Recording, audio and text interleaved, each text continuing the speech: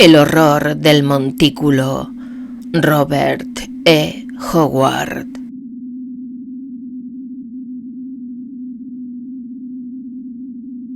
Steve Brill no creía en fantasmas ni demonios.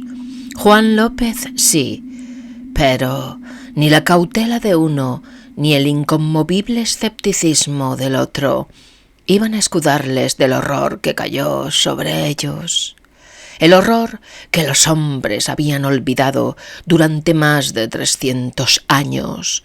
La espantable criatura monstruosamente resucitada de eras negras y perdidas. Y sin embargo, mientras aquella tarde Steve Brill se hallaba sentado en la algo desvencijada escalera de su casa, sus pensamientos estaban tan lejos de amenazas sobrenaturales como puedan llegar a estarlo los de hombre alguno. Lo que tenía en mente era amargo, pero de orden material. Examinaba con la vista su granja y maldecía. Brill era alto, enjuto y duro como el Cordobán, un auténtico hijo de los pioneros de cuerpos férreos que le arrancaron el oeste de Texas a la naturaleza salvaje. Tenía la piel atezada por el sol y era fuerte como un cornilargo. Sus esbeltas piernas, calzadas con botas, mostraban sus instintos de cowboy, y en esos momentos se maldecía por haber dejado la silla de montar de su resabiado Mustang, convirtiéndose en granjero. No tenía madera de granjero, admitió con un juramento el combativo joven. Con todo, la culpa no era del todo suya. Un invierno de lluvias abundantes, cosa tan rara en el oeste de Texas, había prometido buenas cosechas, pero, como de costumbre, habían ocurrido cosas imprevistas. Un temporal tardío había destruido todos los frutos en sazón. El cereal, que había tenido un aspecto tan prometedor, había sido hecho pedazos y aplastado por granizadas terroríficas, justo cuando empezaba a volverse de color amarillo. Un período de intensa sequía, seguido de otro temporal, había acabado con el maíz. Y luego el algodón que, de algún modo, había logrado resistirlo todo, cayó ante una plaga de saltamontes que dejó desnudo el campo de Bill. En apenas una noche, así fue como Brill llegó a su actual situación, sentado, jurándose que no renovaría su arriendo, agradeciendo fervorosamente que la tierra en la que había malgastado sus sudores no fuese suya y que hubiese aún grandes extensiones hacia el oeste donde un hombre joven y fuerte podía ganarse la vida cabalgando y cazando las reses a lazo. Sentado, entregado a sus lúgubres pensamientos, Bill vio acercarse a su vecino, Juan López, un viejo y taciturno mexicano que vivía en una choza justo al otro lado de la colina, cruzando el arroyo, y que apenas si lograba ganarse la vida.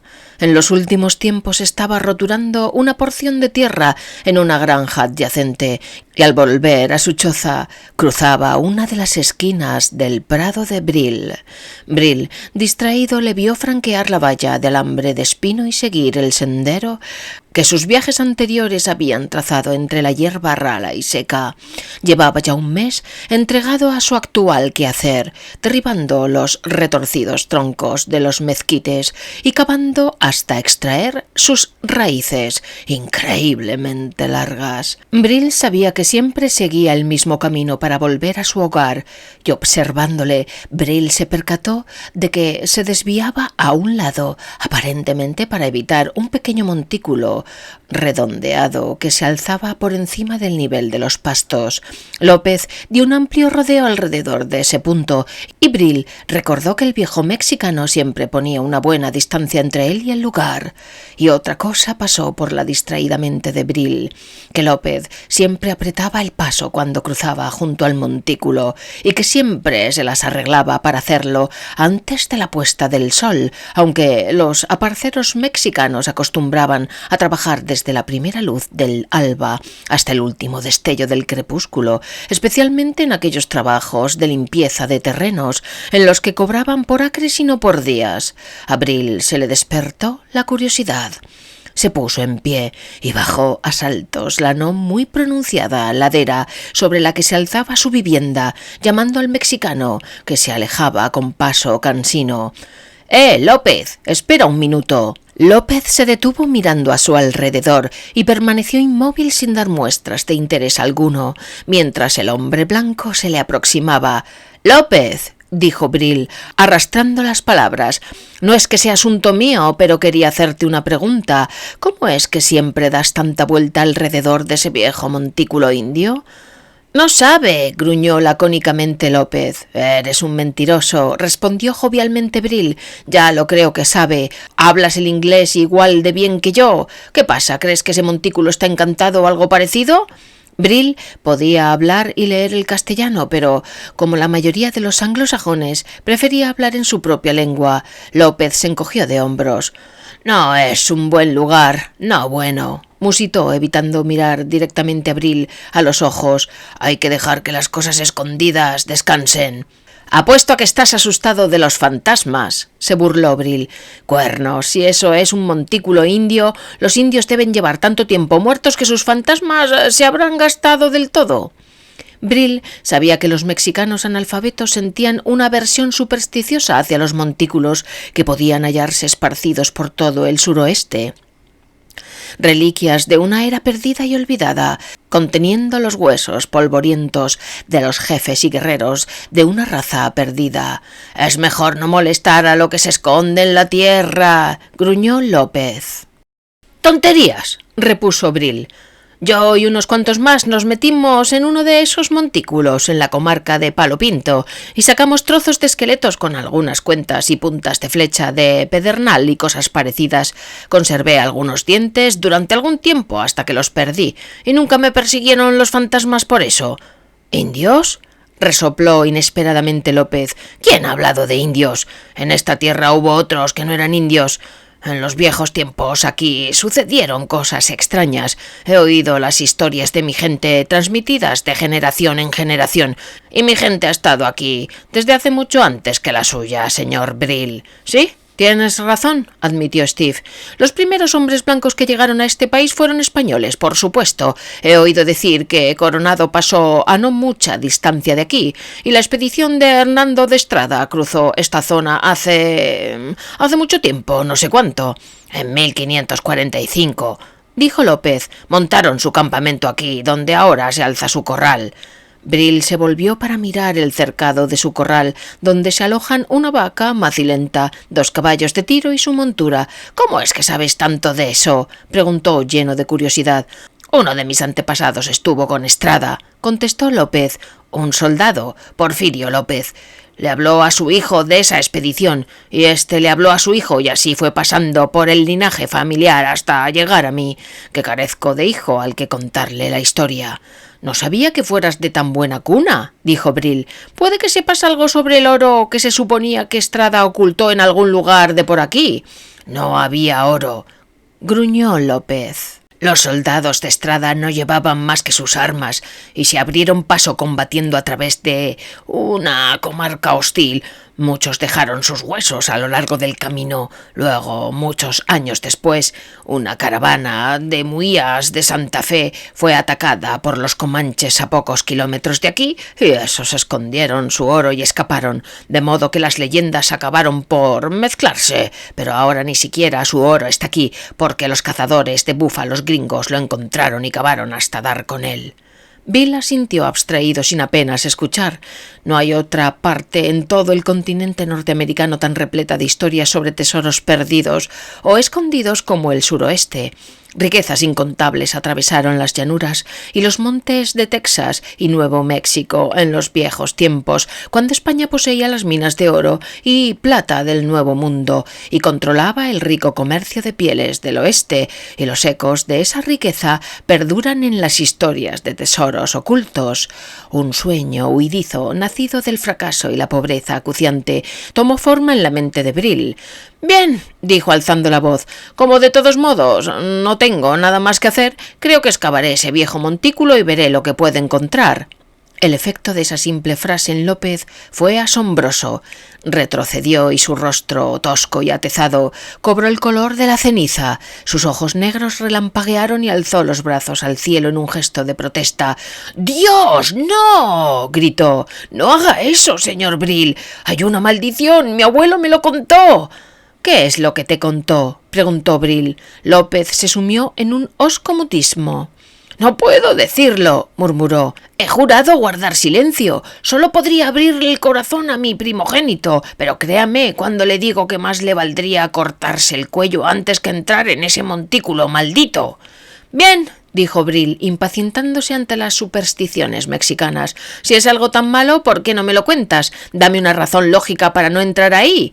«No puedo decirlo», exclamó desesperadamente el mexicano. «La conozco, pero he jurado guardar silencio sobre el santo crucifijo, como lo ha jurado cada hombre de mi familia. Es algo tan espantoso que hasta el hablar de ello supone arriesgarse a la perdición. Si se lo contara, su alma quedaría destruida dentro de su cuerpo. Pero lo he jurado y no tengo hijos, de modo que mis labios están sellados para siempre». «Bueno», dijo Brill con sarcasmo, «¿y por qué no lo escribes?». López se quedó mirándole sobresaltado y, para sorpresa de Steve, aceptó la sugerencia. «Lo haré. Alabado sea Dios por haber hecho que el buen sacerdote me enseñase a escribir de niño.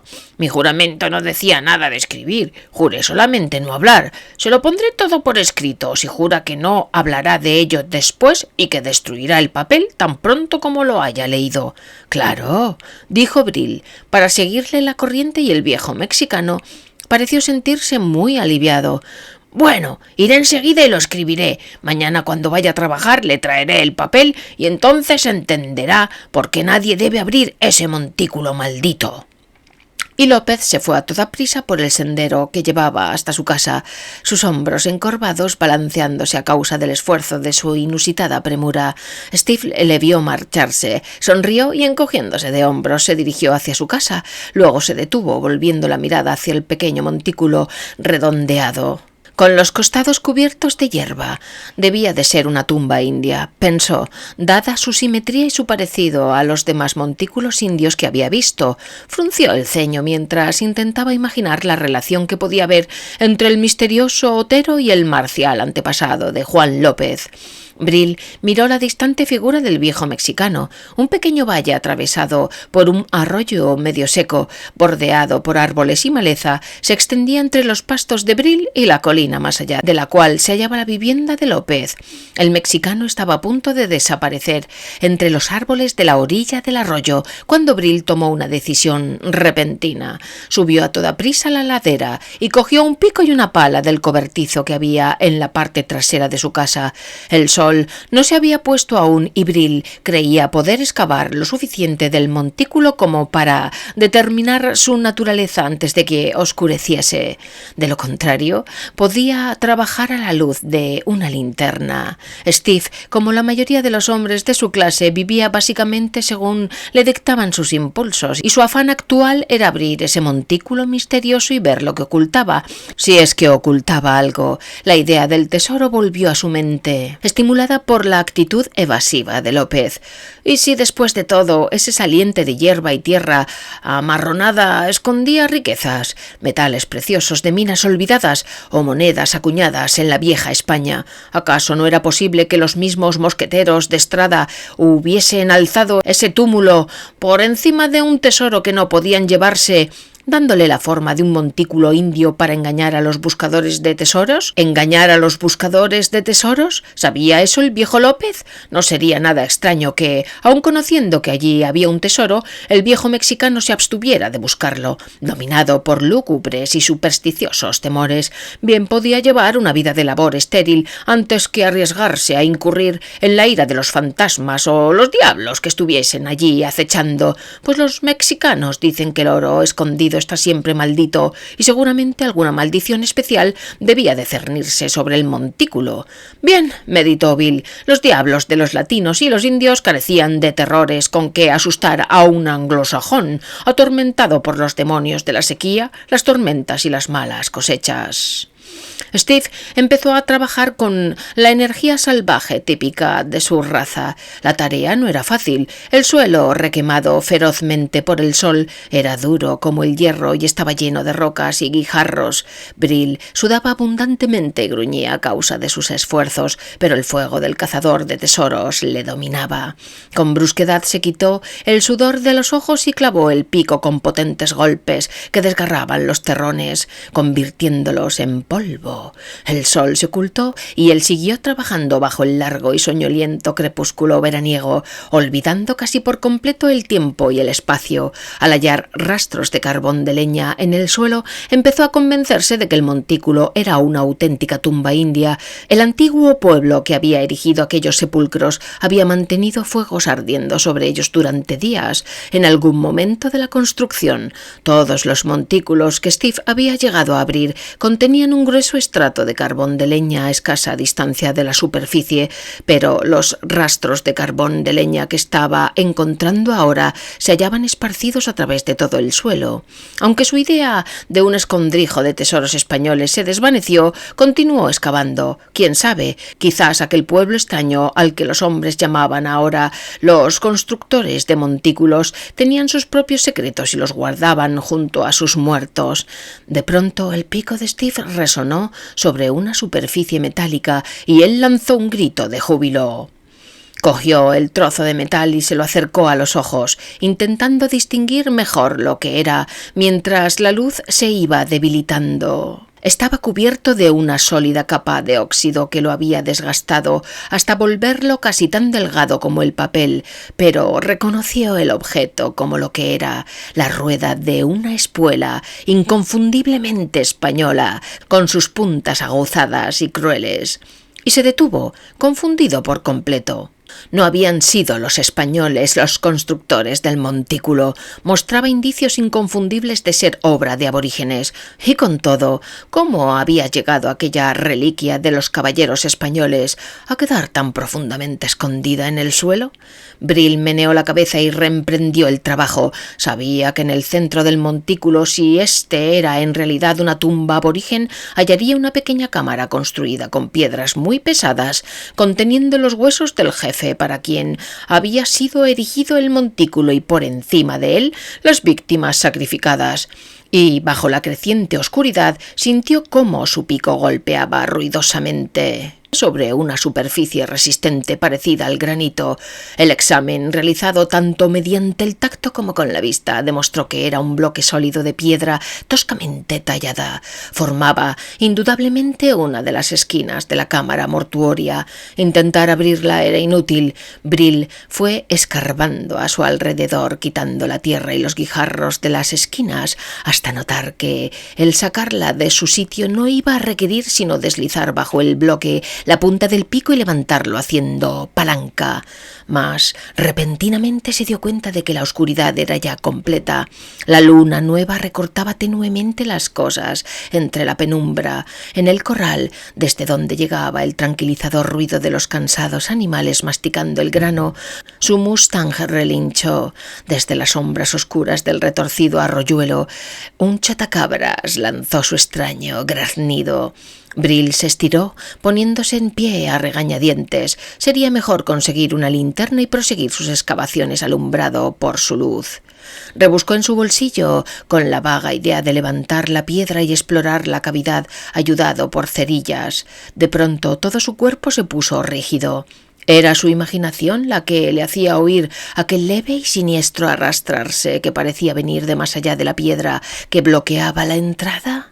¡Serpientes! Indudablemente en algún lugar alrededor de la base del montículo se hallaban sus cubiles y quizá una docena de víboras cola de diamante aguardaban enroscadas en el interior de la caverna a que él metiese la mano entre ellas. Se estremeció ligeramente ante esta idea y se apartó de la excavación que había realizado. No serviría de nada tantear a ciegas en esos cubiles y se dio cuenta de que durante los últimos minutos había tenido una vaga conciencia de que un olor débil pero repulsivo exudaba de los intersticios de la piedra que cerraba la entrada.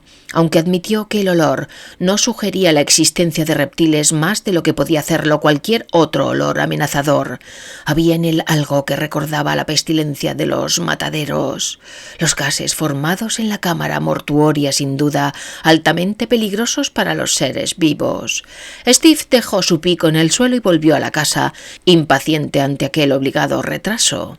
Entró en la oscura vivienda, encendió una cerilla y encontró su linterna de queroseno colgada de un clavo en la pared.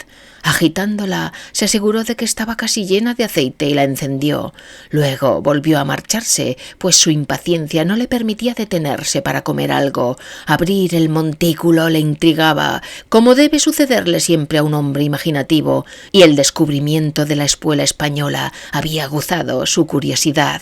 Se apresuró a salir de casa, la linterna oscilante arrojando sombras largas y distorsionadas que le precedían y le seguían. Rió entre dientes al ver mentalmente las ideas y los actos de López cuando se enterase por la mañana de que el montículo prohibido había sido abierto. Brill pensó que sería bueno abrirlo esa misma noche. De haberse enterado, López podría incluso haber intentado impedirle que husmease en la tumba. Envuelto por el soñoliento murmullo de la noche veraniega, Brill llegó al montículo, alzó su linterna y profirió un asombrado juramento. La linterna revelaba su excavación, sus herramientas tiradas con descuido allí donde las había dejado caer, y la negra boca de una abertura. La gran piedra que cerraba la entrada descansaba en el fondo de la excavación que él había hecho, como si la hubiese arrojado despreocupadamente a un lado. Precavidamente introdujo la linterna en el agujero y escudriñó con la mirada la pequeña cámara, semejante a una caverna, sin saber muy bien lo que esperaba ver. Nada hallaron sus ojos salvo los costados de una celda larga y estrecha, tallada en la desnuda piedra, lo bastante grande como para acoger el cuerpo de un hombre, que aparentemente había sido construida con bloques de piedra cuadrada, toscamente labrada, unidos de modo resistente y habilidoso. «¡López!», exclamó Steve con furia. «¡Sucio coyote! Seguro que ha estado viendo cómo trabajaba. Y cuando fui a buscar la linterna se acercó con sigilo y sacó la roca. Y apuesto a que cogió lo que había dentro, fuese lo que fuese. Yo lo arreglaré, maldito sea su grasiento pellejo». Con brusco ademán apagó la linterna y miró ferozmente hacia el otro extremo del vallecito repleto de maleza, y al mirar se puso rígido. En una ladera de la colina, al otro lado de la cual se alzaba la choza de López, se movía una sombra. El delgado creciente de la luna nueva se estaba ocultando y el juego de luz y sombras hacía difícil ver con claridad, pero los ojos de Steve habían sido aguzados por el sol y los vientos de las tierras salvajes, y sabía que lo que ahora desaparecía por el otro extremo de la colina cubierta de mezquites era alguna criatura provista de 2 piernas. «¡Llevándoselo a su choza!», gruñó Brill. «Seguro que ha encontrado algo, de lo contrario no correría de ese modo». Brill tragó saliva, preguntándose la razón de que de pronto le hubiese dominado un temblor tan peculiar. ¿Acaso había algo extraño en un mexicano ladrón corriendo hacia su casa con su botín? Brill trató de ahogar la sensación de que había algo peculiar en la zancada de esa tenue sombra que le había parecido moverse con una especie de furtivo cojeo. La velocidad debía ser necesaria cuando el viejo y fornido Juan López había decidido viajar con un paso tan extraño. «Lo que haya encontrado es tan mío como suyo», se dijo Brill, intentando alejar de su mente el aspecto anormal que había en la huida de la figura. «He arrendado esta tierra y he hecho todo el trabajo de excavar. Una maldición y un cuerno. No me extraña que me contase todas esas tonterías. Quería que dejara el lugar en paz para que pudiese cogerlo todo él. Es raro que no lo sacara hace mucho, pero nunca se sabe con esos mexicanitos». Brill, mientras meditaba de tal modo, bajaba a grandes zancadas por la suave ladera cubierta de pasto que conducía al lecho del arroyo. Se mezcló entre las sombras de los árboles y los espesos matorrales y cruzó el seco cauce del arroyuelo, percibiendo ausentemente que ni el graznido de los chotacabras ni las llamadas de las lechuzas turbaban la oscuridad. Había un tenso sentimiento de espera en la noche que no le gustaba. Las sombras en el cauce del arroyo parecían demasiado espesas, como si contuviesen el aliento. Deseó por un momento no haber apagado la linterna que seguía llevando y se alegró de haber cogido el pico que su mano derecha aferraba como si fuese un hacha. Sintió el impulso de silbar para romper el silencio y luego, con un juramento, rechazó la idea. Con todo, se alegró una vez hubo trepado a la pequeña elevación de la orilla opuesta y emergió a la claridad de las estrellas. Ascendió la cuesta y luego la colina y desde allí bajó la vista hacia el llano cubierto de mezquites donde se alzaba la miserable choza de López. En una ventana ardía una luz solitaria. «Apuesto a que está recogiendo sus cosas para largarse corriendo», gruñó Steve. ¿Qué?» Se apartó tambaleándose, como si hubiese recibido un golpe físico, cuando un espantoso alarido desgarró la calma, como si se tratase de un cuchillo. Sintió el impulso de taparse los oídos con las manos para no escuchar el horror de aquel grito que subió insoportablemente de tono hasta quebrarse en un aborrecible gorgoteo. ¡Santo Dios! Steve notó que un sudor frío le cubría todo el cuerpo. «¡López! ¡O alguien!». Mientras pronunciaba en un susurro tales palabras, corría por la ladera con toda la rapidez que sus piernas eran capaces. Algún horror indecible estaba sucediendo en aquella choza solitaria, pero él iba a investigar de qué se trataba, aunque ello le supusiese enfrentarse con el diablo en persona. Mientras corría, apretó con más fuerza el mango del pico, vagabundos asesinando al viejo López, para apoderarse de lo que él se había llevado del montículo, pensó Steve, y olvidó su ira. Las cosas se pondrían feas para quien estuviese molestando al viejo bribón, por muy ladrón que pudiese ser. Corriendo velozmente llegó por fin al terreno llano, y entonces la luz de la choza se extinguió, y Steve, lanzado a la carrera, vaciló y tropezó con un mezquite con un golpe tal que le arrancó un gruñido, arañándose las manos con los espinos del tronco. Rebotando con una maldición entrecortada, se lanzó hacia la cabaña, preparándose para lo que podía presentarse ante sus ojos, el vello erizado ante lo que ya había visto. Brill probó a abrir la única puerta de la cabaña, pero se dio cuenta de que tenía echado el cerrojo. Llamó a gritos a López y no recibió respuesta alguna. Sin embargo, desde el interior llegaba un extraño sonido ahogado, algo que parecía un sollozo, el cual cesó tan pronto como Brill, haciendo girar su pico, lo estrelló contra la puerta. La débil madera se astilló y Bril penetró de un salto en el interior de la choza en tinieblas, los ojos llameantes, blandiendo el pico para un ataque desesperado.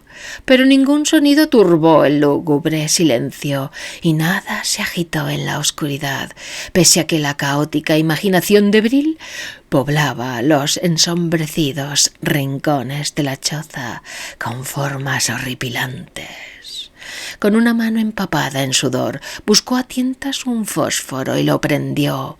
Aparte de él mismo, la única persona en la choza era López, el viejo López, muerto a todas luces, tendido sobre el suelo de tierra apisonada, los brazos abiertos como si le hubiesen clavado en una cruz, la boca flácidamente abierta dándole el aspecto de un idiota, los ojos muy abiertos, llenos de un terror que a Bril le pareció intolerable. La única ventana que había en la choza estaba abierta, mostrando por dónde había huido el asesino y posiblemente por dónde había entrado.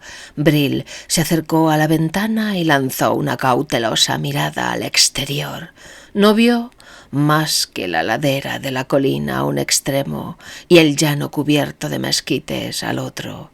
De pronto se sobresaltó. ¿Era un movimiento lo que le había parecido ver entre las retorcidas sombras de los mezquites y los chaparrales? ¿O simplemente había imaginado ver una figura que se agazapaba entre los árboles? El fósforo le quemó los dedos y él se giró en redondo. Encendió la vieja lámpara de aceite colocada sobre la tosca mesa, lanzando una maldición al quemarse la mano.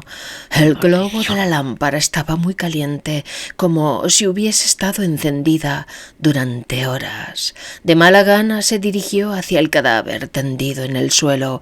Cualquiera que hubiese sido la causa de la muerte de López había sido horrible, pero Bril, examinando aprensivamente el cuerpo sin vida, no halló herida alguna, ninguna marca de cuchillada o golpe. Un momento, había un leve rastro de sangre en la mano con la que Bril le había estado examinando. Buscando con más atención halló la fuente, 3 o 4 diminutas heridas en la garganta de López, de las que la sangre había rezumado lentamente. Primero creyó que se las había infligido con un estilete, una daga muy delgada carente de filo, pero luego meneó la cabeza. Había visto heridas de estilete, llevaba la cicatriz de una en su propio cuerpo. Estas heridas se parecían más al mordisco de algún animal, parecían las marcas de unos colmillos puntiagudos. Con todo, Bril no creyó que fuesen lo bastante hondas como para haber causado la muerte, y tampoco había fluido mucha sangre de ellas. Una idea abominable, junto con espantosas especulaciones, se alzó en los rincones más oscuros de su mente: que López había muerto de miedo y que las heridas le habían sido infligidas ya en el mismo instante de su muerte, ya un momento después. Y Steve notó algo más. Esparcidas en el suelo había un montón de mugrientas hojas de papel, garabateadas por la mano insegura del viejo mexicano. Había dicho que iba a escribir sobre la maldición del montículo, además de las hojas sobre las que había escrito y un trozo de lápiz en el suelo. También estaba el globo caliente de la lámpara, todos mudos testigos de que el viejo mexicano había permanecido sentado y escribiendo durante horas ante la mesa de madera toscamente tallada. Entonces no era él quien había abierto la cámara del montículo y robado lo que contuviese, pero en el nombre de Dios, ¿quién era? ¿Quién o qué era lo que Bril había visto fugazmente cojeando en la estribación de la colina? Bien, no quedaba sino una cosa por hacer: ensillar su Mustang y cabalgar los 16 kilómetros que había hasta Coyote Wells, la ciudad más cercana, e informar al sheriff del asesinato. Brill recogió los papeles. La última hoja estaba aún entre los dedos del viejo, y Brill tuvo cierta dificultad en sacarla de allí. Luego, al volverse para apagar la luz, vaciló un momento y se maldijo por el miedo que seguía acechando en lo más hondo de su mente, miedo a la sombría criatura que había visto a través de la ventana un instante antes de que la luz se apagase en la cabaña. El largo brazo del asesino, pensó, tendiéndose para apagar la lámpara. No cabía duda que había de anormal e inhumano en esa imagen, distorsionada como debía estarlo a causa de la tenue luz de la lámpara y las sombras. Al igual que un hombre lucha por recordar los detalles de una pesadilla, Steve intentó definir en su mente alguna razón clara que pudiese explicar el que ese huidizo vistazo le hubiese trastornado hasta el punto de haberse dado de bruces con un árbol, y el por qué el simple y vago recuerdo de esa imagen hacía que todo su cuerpo volviese a cubrirse de un sudor frío. Maldiciéndose a sí mismo para así conservar el valor, encendió su linterna y apagó de un soplido la que se hallaba sobre la tosca mesa, y lleno de decisión emprendió el camino aferrando su pico como si fuese un arma. Después de todo, ¿por qué ciertos aspectos aparentemente normales de un crimen tan sórdido debían trastornarle así? Crímenes tales eran aborrecibles, cierto, pero también eran lo bastante corrientes, especialmente entre los mexicanos, a los que les encantaban los pleitos familiares más increíbles. Y entonces, cuando ya había penetrado en la silenciosa noche tachonada de estrellas, se detuvo en seco. Más allá del arroyuelo resonaba el repentino y estremecedor alarido de un caballo empavorecido, y luego un enloquecido estruendo de cascos que se desvaneció en la lejanía. Y Brill lanzó una blasfemia llena de rabia y desánimo. ¿Acaso había un puma acechando en las colinas? ¿Había sido un gato monstruoso el que había matado al viejo López? Entonces, ¿por qué la víctima no llevaba las marcas de las crueles y ganchudas garras? ¿Y quién había apagado la luz de la choza? Mientras se interrogaba de tal modo, Brill corría velozmente hacia el oscuro arroyo. No está en el alma del ganadero contemplar ocioso cómo su ganado se lanza en estampida.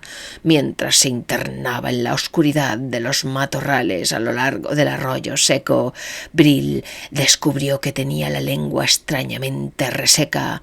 Siguió, tragando saliva y manteniendo bien alta la linterna. No alumbraba demasiado en la oscuridad, pero parecía acentuar la negrura de las sombras que se acumulaban a su alrededor. Por alguna extraña razón, en la caótica mente de Brill penetró la idea de que, aunque aquel país fuese nuevo para los anglosajones, en realidad era muy viejo. Aquella tumba rota y profanada era la muda prueba de que la tierra era mucho más antigua que el hombre.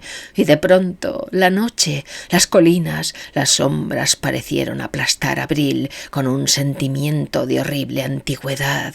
Antes de que los ancestros de Brill hubiesen oído hablar de ella, largas generaciones de hombres habían vivido y muerto en aquella tierra. En la noche, entre las sombras de aquel mismo arroyo, los hombres sin duda alguna habían lanzado su último suspiro de mil maneras espantosas. Con tales reflexiones, Brill corrió a través de las espesas sombras de la arboleda, lanzó un hondo suspiro suspiro de alivio cuando salió de entre los árboles a un lado de la colina, ascendiendo apresuradamente la poca empinada ladera. Sostuvo en alto su linterna investigando. El corral estaba vacío, ni tan siquiera la apática res estaba a la vista, y la empalizada había sido derribada. Eso indicaba algún agente humano, y todo el asunto cobró un nuevo y más siniestro aspecto. Alguien pretendía que Brill no cabalgase hasta Coyote Wells esa noche. Eso significaba que el asesino pretendía asegurar su huida y deseaba una buena ventaja sobre la ley o sobre quien fuese. Brill sonrió. A lo lejos, entre los mezquites que cubrían el llano, creyó distinguir el débil y distante ruido de caballos al galope. En el nombre de Dios, ¿qué era lo que les había asustado de aquel modo? El gélido dedo del terror hizo estremecerse la columna vertebral de Brill. Steve se dirigió hacia la casa, no entró sin tomar precauciones, se deslizó a una buena distancia de la vivienda, lanzando miradas estremecidas por las oscuras ventanas, buscando con tal intensidad que los oídos acabaron doliéndole el posible sonido que traicionase la presencia del asesino al acecho. Por fin se arriesgó a abrir una puerta y entrar. De una patada empujó la puerta contra la pared, por si alguien se ocultaba detrás de ella. Alzó bien la linterna y entró, el corazón galopante, aferrando velozmente el pico con los sentimientos convertidos en una mezcla de miedo y rabia, pero ningún asesino oculto saltó sobre él, y una cuidadosa exploración de la vivienda no reveló nada. Con un suspiro de alivio, Brill cerró las puertas, aseguró las ventanas y encendió su vieja lámpara de aceite. La imagen del viejo López tendido, un solitario cadáver con los ojos vidriosos, en la choza más allá del arroyo, le hizo estremecerse levemente, pero no entraba en sus planes el dirigirse a pie de noche a la ciudad. Sacó de su escondite su viejo y seguro Colt del 45, hizo girar el cilindro de acero azulado y sonrió hoscamente. Quizás el asesino tenía la intención de no dejar con vida a ningún testigo de sus crímenes. Pues bueno, que viniese. Él o ellos se encontrarían a un joven vaquero con un 6 tiros y descubrirían que no era una presa tan fácil como había sido el viejo y desarmado mexicano. Y eso le recordó a Brill los papeles que había traído consigo de la cabaña, asegurándose de no estar en la dirección desde la que una bala repentina pudiese atravesar una ventana. Se dispuso a leer, manteniendo una oreja al acecho de cualquier ruido, por leve que fuese, y a medida que iba descifrando aquella escritura tosca y laboriosa, un lento frío horror crecía en su alma. Lo que el viejo mexicano había garabateado era una historia espantosa, una historia que había pasado de generación a generación, una historia que procedía de tiempos muy antiguos. Y Brill leyó sobre las andanzas del caballero Hernando de Estrada y sus hombres provistos de picas y armaduras que se aventuraron en los desiertos del sudoeste cuando todo era extraño e ignoto. En el principio, decía el manuscrito, había unos 40 soldados, amos y criados. Estaba el capitán Estrada y el sacerdote y el joven Juan Zavilla y don Santiago de Valdez, un noble misterioso que había sido rescatado de un navío a la deriva en el mar Caribe. El resto de la tripulación y los pasajeros habían muerto a causa de una plaga, habían dicho, y él había arrojado sus cuerpos por encima de la borda. Así pues, Estrada le había cogido a bordo del navío que había llevado a la expedición desde España, y Valdez se unió a sus exploradores. Brill leyó algunas cosas acerca de sus andanzas narradas en el tosco estilo del viejo López, del mismo modo que los antepasados del viejo mexicano habían ido transmitiendo la historia durante más de 300 años. Las simples palabras eran un débil reflejo de las terroríficas penalidades que los exploradores habían ido encontrando: la aridez del país, la sed, las inundaciones, las tormentas de arena en el desierto, las lanzas de los pieles rojas hostiles.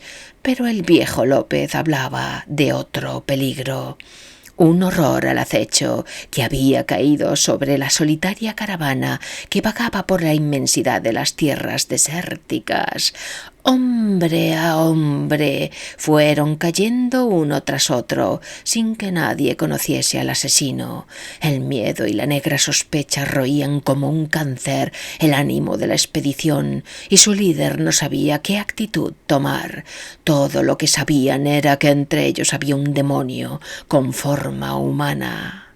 Los hombres empezaron a apartarse los unos de los otros, manteniendo amplias distancias entre ellos durante la marcha, y esta sospecha mutua que buscaba la seguridad en la soledad le puso las cosas más fáciles al demonio. El esqueleto de la expedición siguió tambaleándose a través del solitario desierto, perdido, confuso e indefenso, y el horror invisible seguía rondando sus flancos, cebándose en los rezagados, saciándose en los centinelas a los que rendía un momento el sueño, y en los hombres dormidos, y en el cuello de cada uno había las heridas de unos colmillos aguzados que desangraban completamente a la víctima.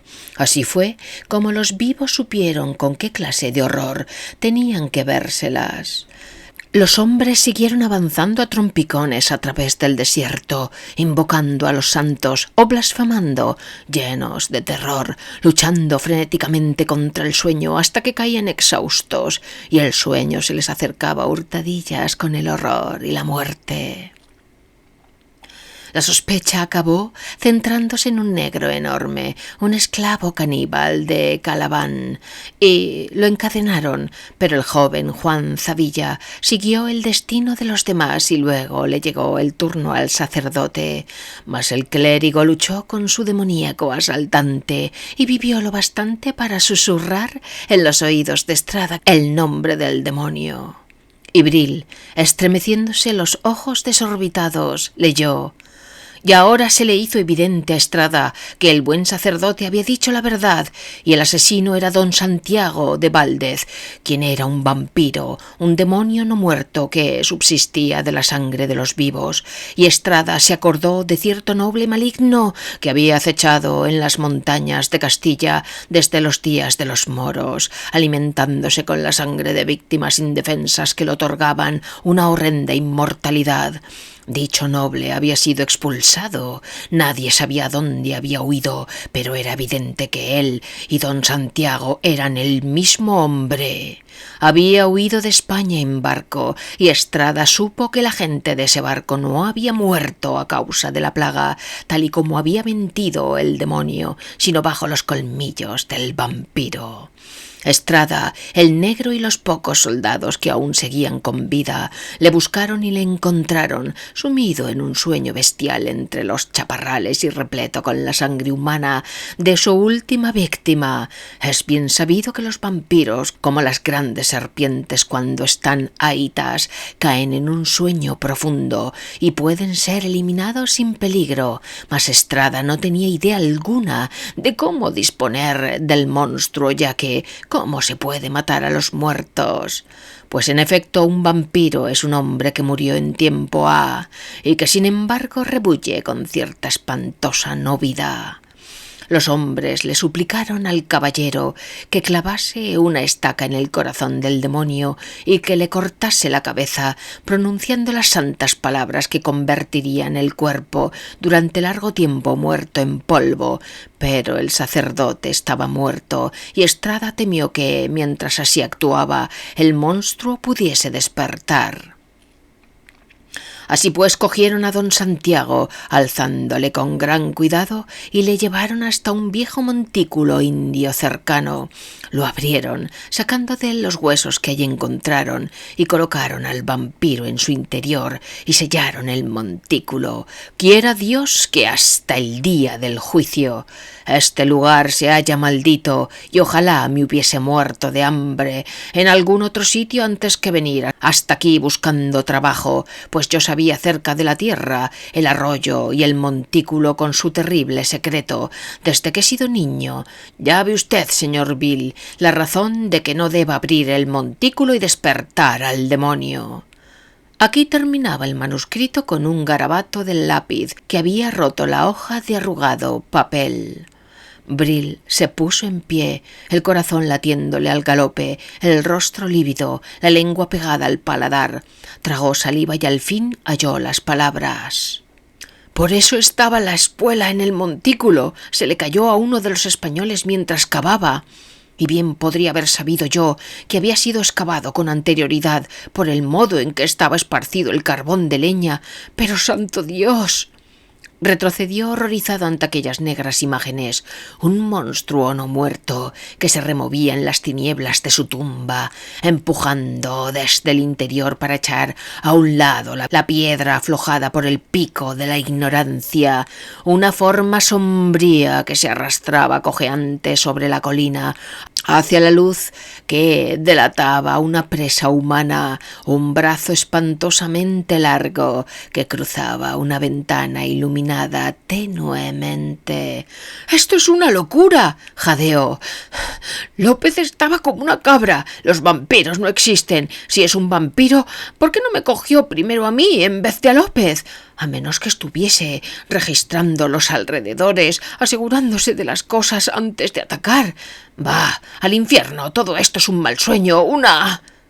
Las palabras se le helaron en la garganta. Un rostro le contemplaba desde la ventana, los rasgos contorsionados, sin emitir sonido alguno.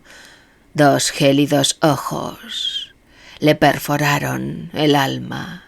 De la garganta le brotó un alarido y el espantoso rostro se desvaneció. Pero hasta el mismo aire estaba impregnado de la pestilencia que se había cernido sobre el viejo montículo, y ahora era la puerta la que crujía, combándose lentamente hacia el interior. Brill retrocedió hasta topar con la pared, la pistola temblándole en la mano. No se le ocurrió disparar a través de la puerta, en su cerebro convertido en un caos. No había sino una idea, que solo ese delgado panel de madera le separaba de algún horror nacido del útero de la noche, las tinieblas y el negro pasado. Los ojos se le abrieron como platos, viendo cómo cedía la puerta, cómo rechinaban los hierros del cerrojo. La puerta estalló hecha pedazos. Brill no gritó. Tenía la lengua como de hielo, pegada al paladar.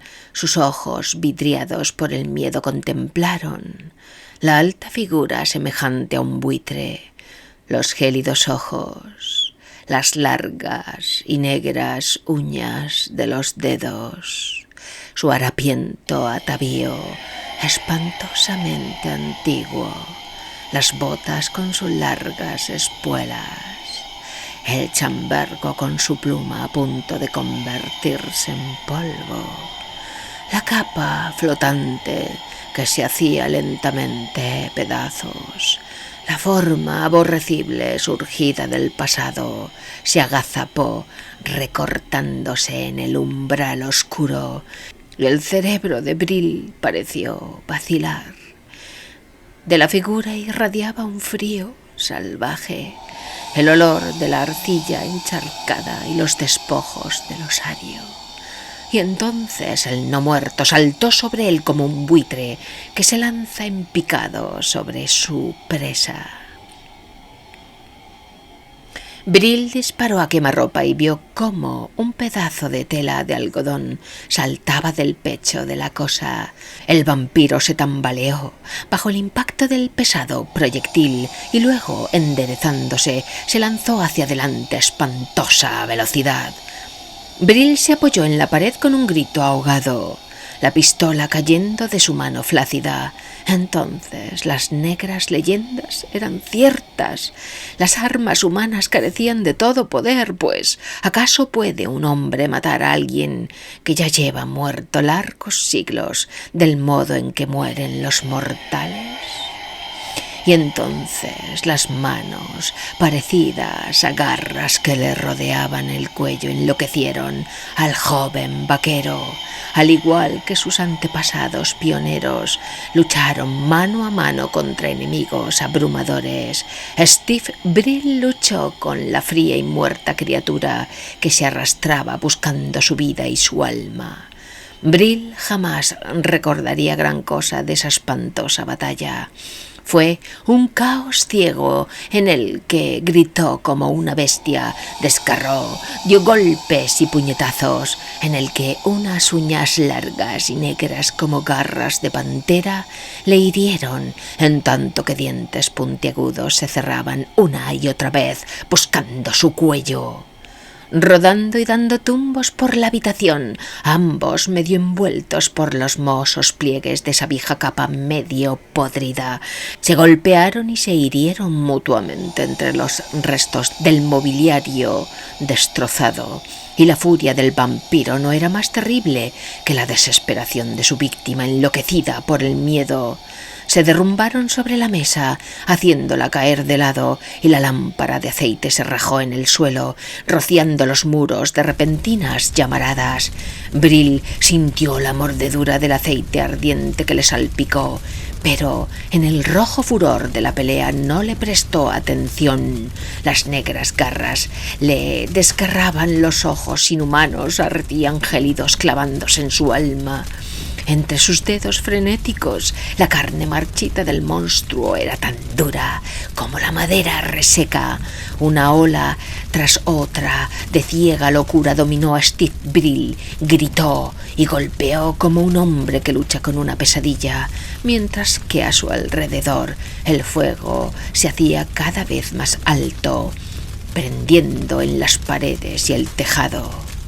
A través de los chorros candentes y las lenguas de fuego, rodaron y se tambalearon como un demonio y un mortal trabados en un combate sobre las ígneas lanzas que cubren los suelos del infierno. Entre el tumulto creciente de las llamas, Bril hizo acopio de todas sus fuerzas para una última y volcánica erupción de frenético esfuerzo. Logró separarse y vacilante se puso en pie, jadeante, ensangrentado, y se lanzó a ciegas sobre la forma repugnante y la atrapó con una presa que ni tan siquiera el vampiro supo romper, y haciendo girar en redondo a su demoníaco asaltante por encima de él, le estrelló contra el borde de la mesa caída, al igual que un hombre podría romper un palo sobre su rodilla.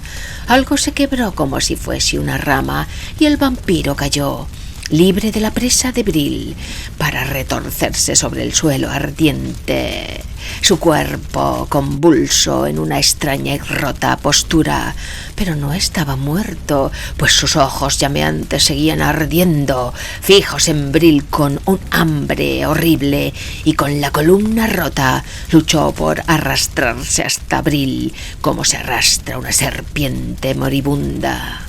Bril, jadeando, tambaleante, se quitó la sangre de los ojos y salió a ciegas cruzando la puerta destrozada, y como un hombre cruza a la carrera las puertas del infierno, corrió tropezando a través de los mezquites y los chaparrales hasta caer totalmente agotado. Mirando hacia atrás vio las llamas de la casa que ardía y le agradeció a Dios el que fuese a arder hasta que los huesos de don Santiago de Valdez hubiesen sido totalmente consumidos y borrados del conocimiento humano.